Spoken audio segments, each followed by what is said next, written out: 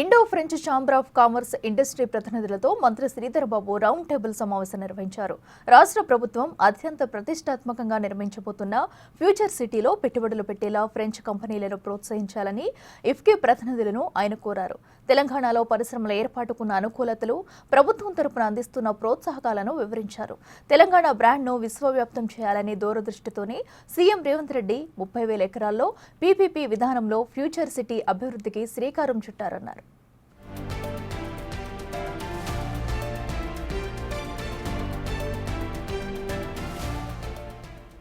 పరిశ్రమలకు అవసరమైన అన్ని రకాల మౌలిక సదుపాయాలు తెలంగాణలో ఉన్నాయని, మానవ వనరులకు కొరత లేదన్నారు. వేగంగా, సరళంగా, పారదర్శకంగా అనుమతులిచ్చేందుకు టీజీ ఐపాస్ను ఏఐతో అనుసంధానం చేసేందుకు చర్యలు తీసుకుంటున్నామని చెప్పారు.